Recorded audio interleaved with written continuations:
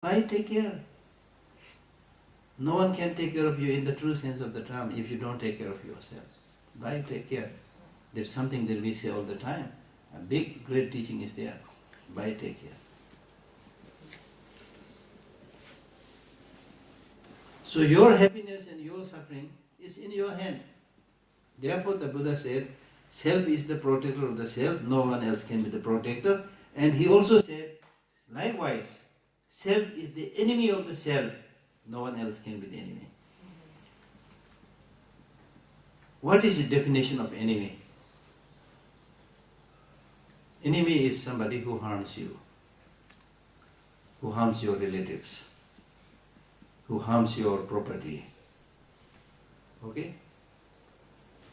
So because of your wrong way of thinking, you harm yourself. You destroy your health, you destroy your wealth, you destroy it because if you lead the wrong way of life, you destroy your reputation, you destroy your peace and happiness, so you are enemy to yourself.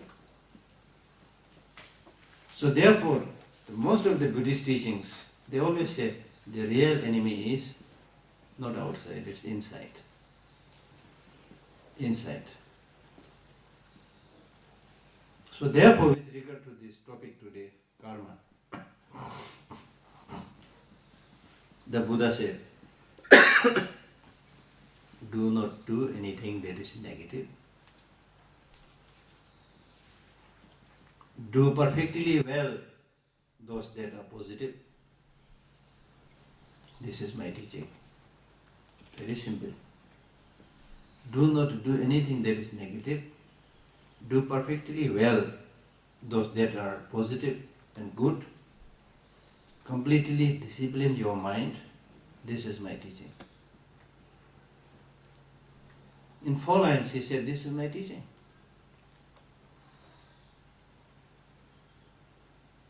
When he says, do not do anything that is negative, he is saying that do not physically, verbally, mentally do those things which directly, indirectly harms you and harms other sentient beings. Negative means those actions of body, speech and mind which harms you and others directly or indirectly. That's negative. We don't say a particular action negative because it's against Buddhist teaching or not like that. Again, law of nature. Because we all want happiness and peace, so if you destroy somebody's peace and happiness by doing bad things, that's negative. That's improper. Negative here means improper way of life. And if you engage in such wrong ways of life, not only this is described as negative in Buddhist teaching, but also the law of your country. For example, if you steal, you will be imprisoned. If you kill, you will be imprisoned. You see? Even common sense says. So this is nothing surprising. You see? So do not do anything that's negative. For example, when it comes to not to doing negative things to others and doing good things for oneself, how you should do it. Take yourself as an example. Take yourself as an example. You're pretty good enough in trying to get good things for yourself. Or not to do bad things for yourself. You try your best, at least you have been trying your best. So you have some idea what is bad, what is good. And for yourself you try your best to do that. But for other people you don't care. That's the problem. So you take yourself as an example, because I don't like this, other people will also not like this. I don't like other people beat me, so therefore if I beat other people, they will also not like it. When some people smile at me, I like, help me, I like, therefore I should also smile, show kindness and help other people. Take oneself as the example. So do not do anything negative, because you wanted that long-lasting peace and happiness. If you do negative actions, lead improper way of life, it is harming you and others. do the positive things perfectly. So not to do negative actions is good, wonderful, but that's not enough. You also need to do the positive, good actions. Like for example, the trees, this microphone, they are not doing anything negative. That itself is not enough. But you should also do the good things. You should also do the good things. And good things, you should do the good things perfectly well. That means when it comes to doing something good, your motivation should be good, your actual practice should be good, your dedication and conclusion should be good. When it comes to doing something bad, you should not have the motivation to do it. Even if you do it, then you should regret it later on. Do not rejoice at your wrongdoings. So therefore he says, do the good things perfectly well. And whether you will be able to do that, that is removing negative actions and doing positive actions, whether you will be able to do that or not is very much dependent upon the state of your mind. Therefore, third line he says, completely discipline your mind. This is very important teaching, because some people say, when they hear the teaching of the Buddha, then they say, why Buddhists are studying so much?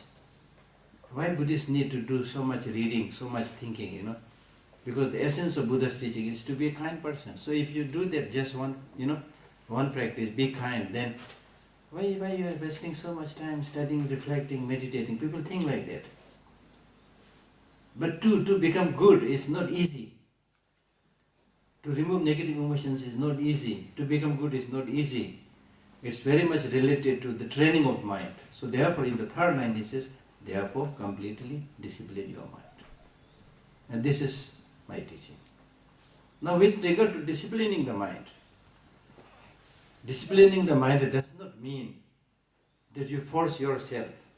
You do differently than other people, You wear a strange different robe. This is not the main issue. Okay? Completely discipline the mind means discipline the mind or tame the mind in accordance with reality.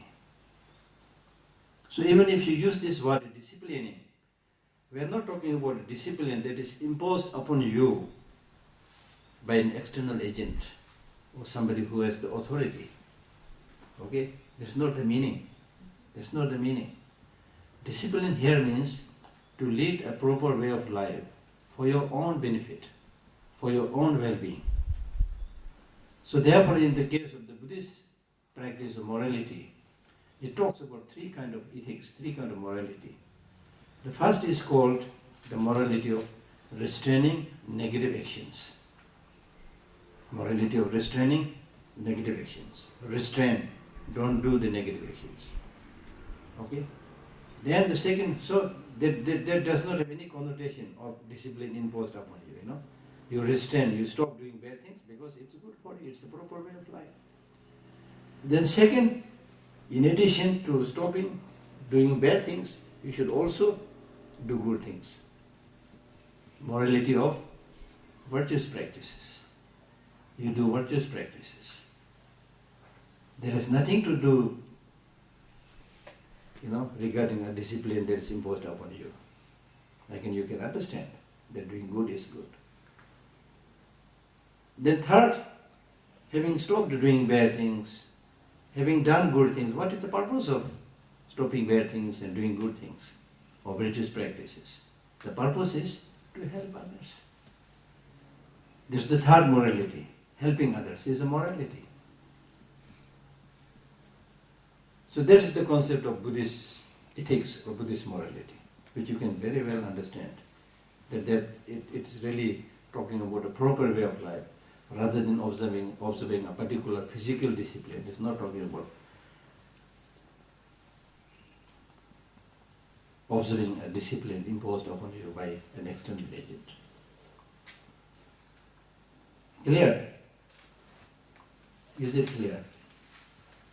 So, you need to repeatedly recall this fact that I am the most important thing in terms of getting my long-lasting peace and happiness. You lead a such way of life life of integrity, life of knowledge, life of understanding, that you don't become vulnerable in the hands of other people. Most of the time we suffer in relationship and so many other things because we ourselves are not strong. We are gullible. We can't make proper decisions. We just go by the norms of the society. We just go by how things look, how things appear. You see? Even in terms of a marriage, you quickly marry just by seeing the appearance of the person. Oh, he's very handsome. Oh, she is very beautiful. I must get married.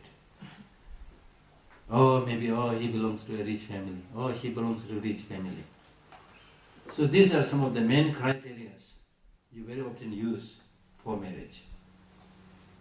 And you don't take enough time to see whether that person whom you are going to marry, you are not going to marry the wealth. The marriage is between you and that other person. The marriage is not between you and the money. Okay? The marriage is not your face and his or her face. It's the person. You see?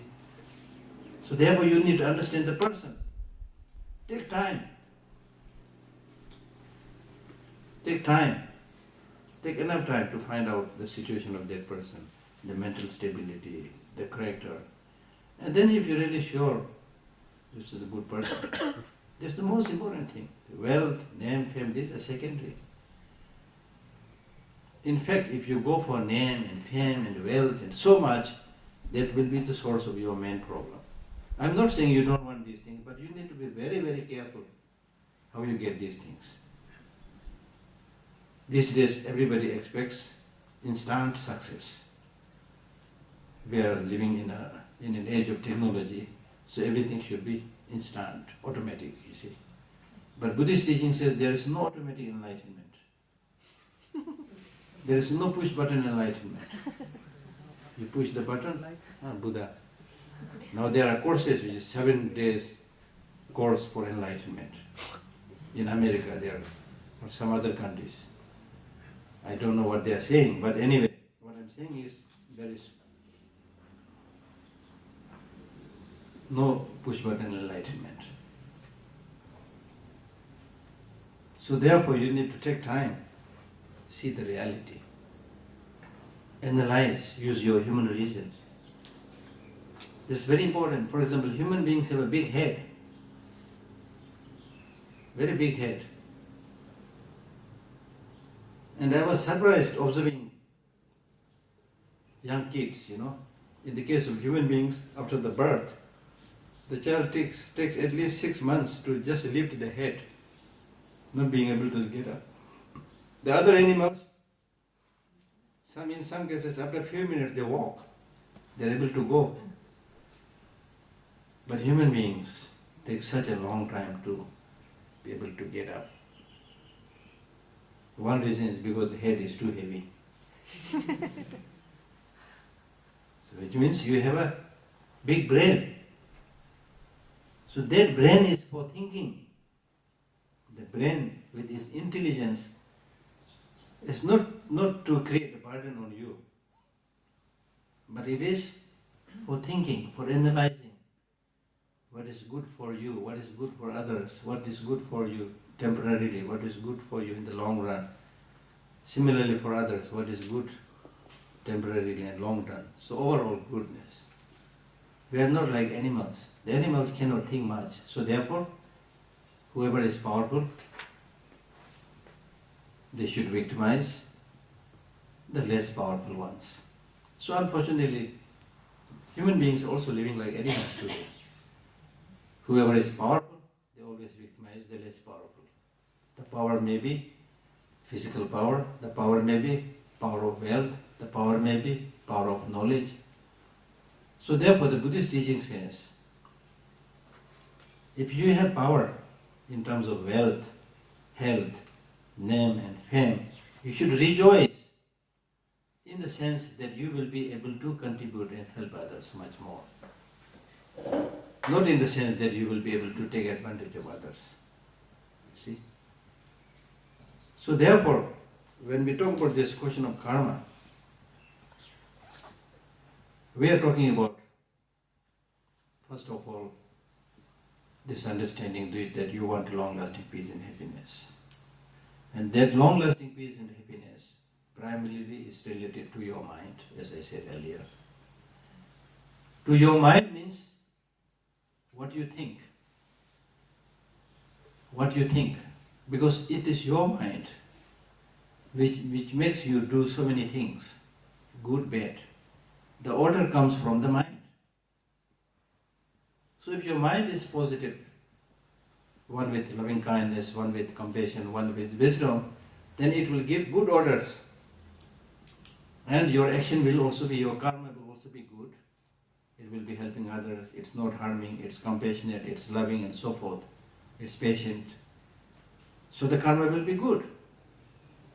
But if the mind which gives you the order is dictatorial, is negative,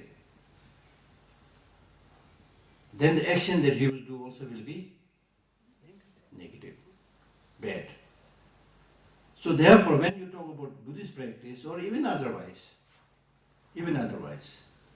when you talk about getting that long-lasting, reliable peace and happiness, the most important thing you do is watch your mind.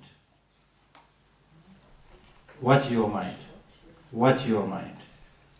Observe your mind. And see what it is planning. The mind is something non-physical, shapeless, colorless, but it does all the planning. The body doesn't have any power. The body will simply move according to what the mind dictates. So the mind is the boss. Your mind is your boss, not your husband, not your wife. Your mind is your boss. So your mind being your boss is not the problem. The problem is what kind of mind? The mind which is your boss, if it is predominantly negative, then you are in big trouble. It's like a country ruled by dictators. When your mind is ruled by violence, when your mind is ruled by self-cherishing attitude, where you think just about yourself and not about others, when your mind is ruled by ignorance, then it's sure you will have a lot of problems, a lot of difficulties. So when we talk about doing the Buddhist practice, what we are saying is, I will change the leadership. I will change the leadership.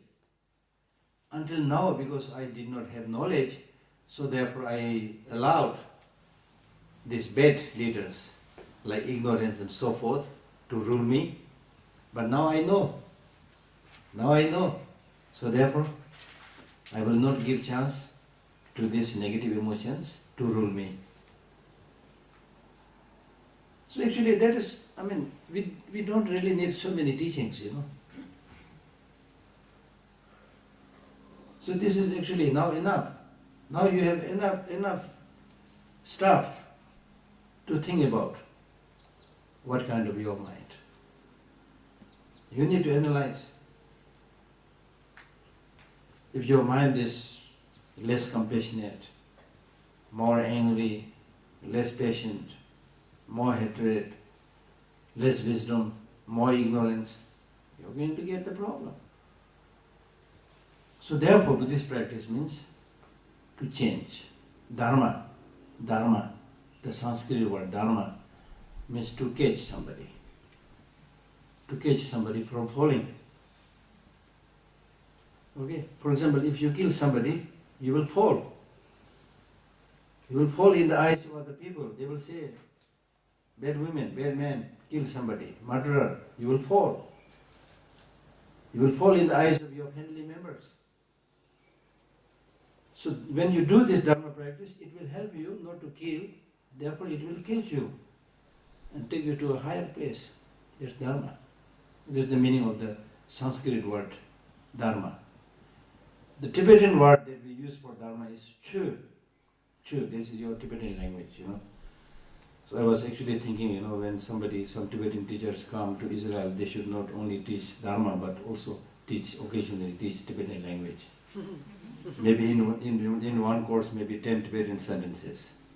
It will be interesting, you see. Yes, good. And it will also help know a lot of Dharma terms. So, Chu, at least you should know this one. Chu. Can you say that? Chu. Chu. Chu. Chu. Yeah, Chu. Very good. So remember this, Chu. So Chu means change. Change. So therefore, the Tibetan word Chu means change, which means when you talk about doing religious practice, it's not just going to a temple. It's not just praying. It's changing your mind from the negative to the positive.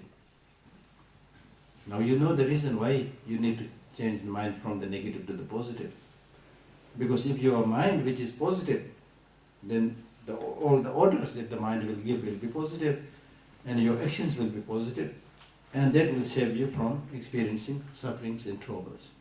So Chu, changing. I'll tell you a story, interesting story. I think around 14th century probably, yeah. 14th or 11th century somewhere.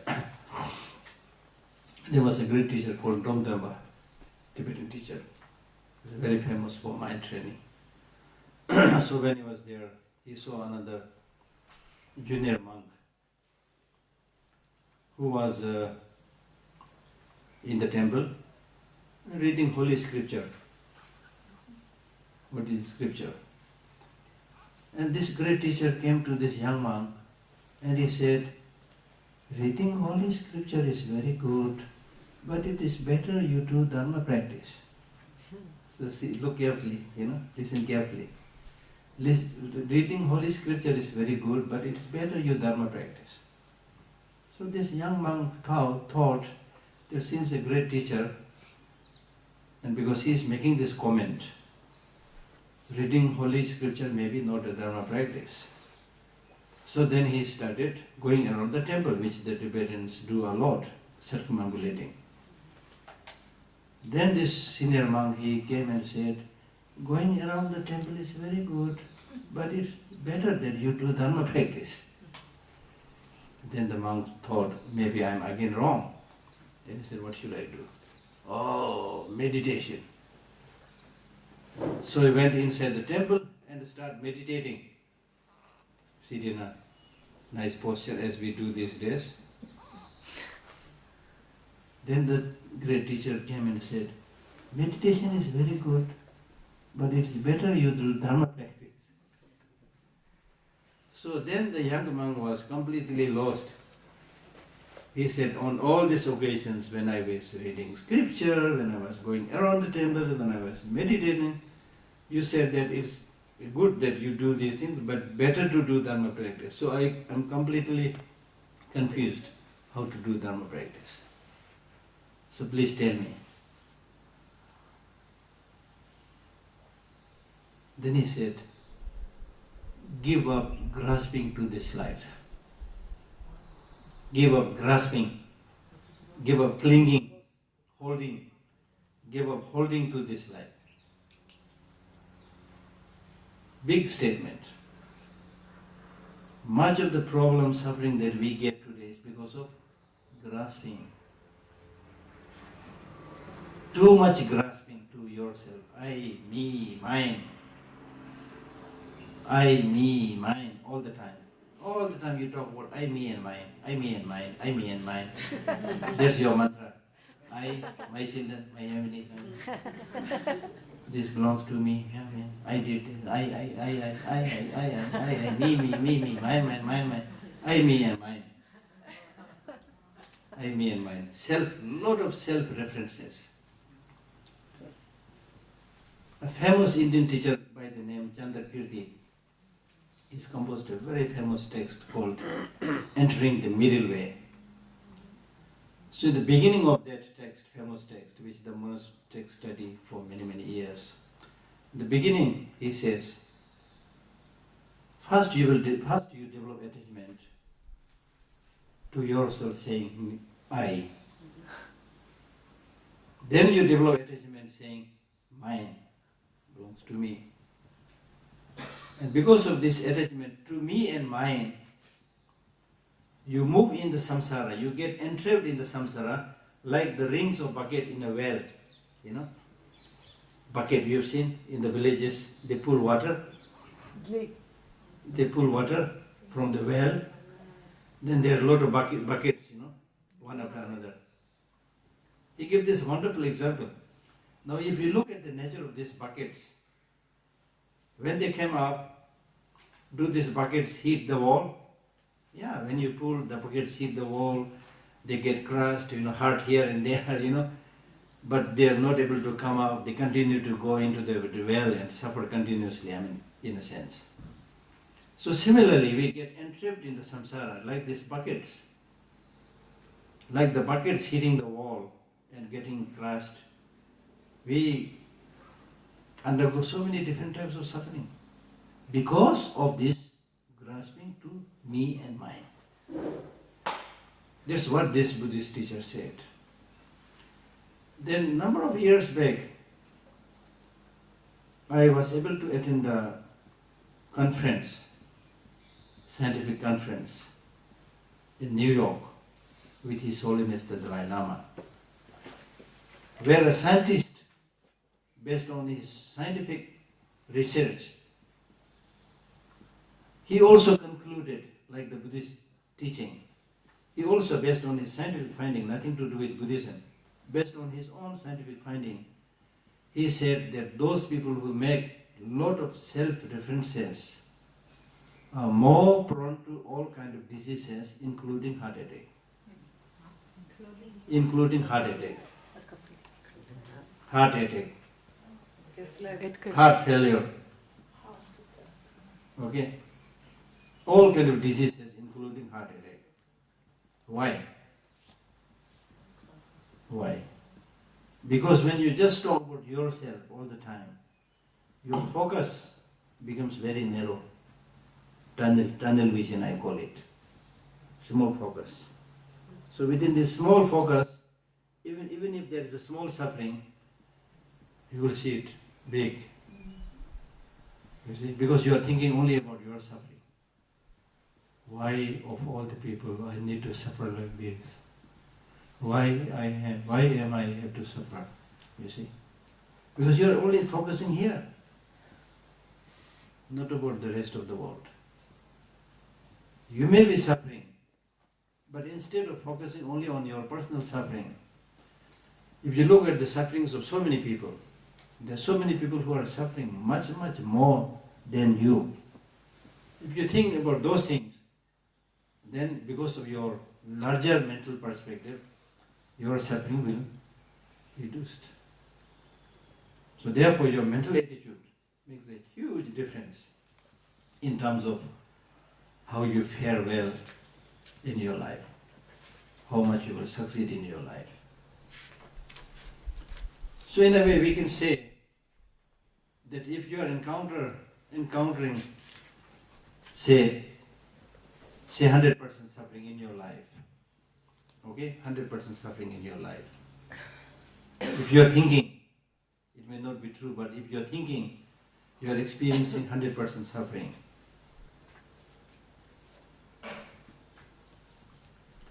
out of this 100% suffering which you thought you are afflicted with, around 70% of that suffering will not even be suffering. It is your mental projection. Your way of thinking is wrong. Your mind created it, so therefore you thought this is suffering, and you are suffering. So this is totally unnecessary suffering. So you can clearly see much of the so-called suffering you thought you are afflicted with, it's your creation. Your wrong ways of thinking it. If you correct that wrong ways of thinking, around 70% of suffering of your life will be gone like this. Isn't that good news? That's the meaning that your happiness is in your hand. That's the meaning. Your happiness is in your hand. So around 70% of suffering will be gone like that. You can You don't have to go to a psychotherapist or medical treatment, things like that. You can remove that. Now that leaves